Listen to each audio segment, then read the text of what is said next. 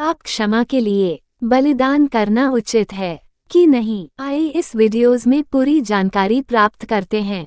उसके लिए हमें जाने होंगे पवित्र बाइबल वचन इब्रानियों 10 का 14 से 39, क्योंकि उसने एक ही चढ़ावे के द्वारा उन्हें जो पवित्र किए जाते हैं सर्वदा के लिए सिद्ध कर दिया है। पवित्र आत्मा भी हमें यही गवाही देता है, क्योंकि उसने पहले कही थी कि प्रभु जो वाचा मैं उन दिनों के बाद उनसे बांधूंगी वह ये है कि मैं अपनी व्यवस्थाओं को उनकी हृदय पर लिखूंगी और मैं उनके विवेक में डालूंगी। वह ये कहती है कि मैं उनके पापों को और उनके अधर्म के कामों को फिर कभी स्मरण न करूंगा। और जब इनकी क्षमा हो गई है तो फिर पाप का बलिदान नहीं रहा।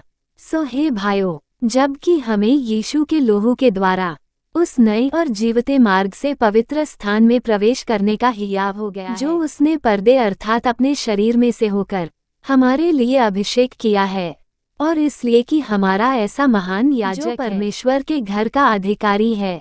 तो आओ हम सच्चे मन और पूरे विश्वास विवेक को दोष दूर करने के लिए हृदय पर छिड़काव लेकर और देह को शुद्ध जल से धुलवाकर परमेश्वर के समीप जाएं और अपनी आशा के अंगीकार को दृढ़ता से थामे रहें, क्योंकि जिसने प्रतिज्ञा किया है वह सच्चा है और प्रेम और भले कामों में उकसाने के लिए एक दूसरे की चिंता किया और एक दूसरे के साथ इकट्ठा होना ने छोड़ें, जैसे कि कितनों की रीति है, पर एक दूसरे को समझाते रहें, और ज्यों-ज्यों उस दिन को निकट आते त्यों और भी अधिक ये किया करो, क्योंकि सच्चाई की पहचान प्राप्त करने के बाद यदि हम जानबूझकर पाप करते रहें तो पापों के लिए फिर कोई बलिदान बाकी नहीं। दंड का एक भयानक बाट जोहना और आग का ज्वलन बाकी है जो विरोधियों को भस्म कर देगा। जबकि मूसा की व्यवस्था का न मानने वाला 2 या 3 जनों की गवाही बिना दया के मार डाला जाता है, तो सोच लो कि वह कितने और भी भारी दंड के योग्य ठहरेगा।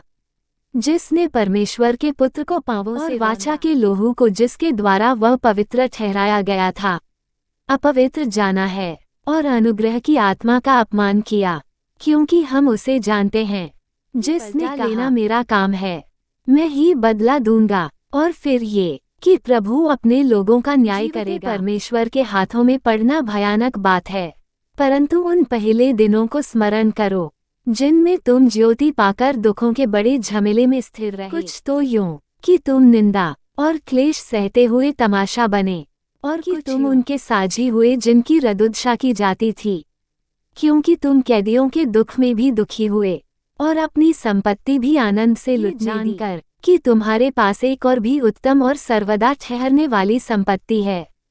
सो अपना हियाव न छोड़ो, क्योंकि उसका प्रतिफल बड़ा है। क्योंकि तुम्हें धीरज धरना अवश्य है, ताकि परमेश्वर की इच्छा को पूरी करके तुम प्रतिज्ञा का फल पाओ। क्योंकि अब बहुत ही थोड़ा समय रह गया है जबकि आने वाला आएगा और देर न करेगा, और मेरा धर्मी जन विश्वास से जीवित रहेगा, और यदि वह पीछे हट जाए तो मेरा मन उससे प्रसन्न न होगा। पर हम हटने वाले नहीं कि नाश हो जाएं, पर विश्वास करने वाले हैं कि प्राणों को बचाएं। दोस्तों, इनमें से एक भी वाक्य मैं अपने मर्जी से नहीं लिखी, इसलिए नहीं लिखी कि यहोवा परमेश्वर का पवित्र बाइबल वचन में साफ साफ लिखा है। मैं उसमें मिलावट करना नहीं चाहती। दोस्तों, वीडियोस पसंद आए तो प्लीज लाइक, शेयर और चैनल को सब्सक्राइब जरूर कर दे।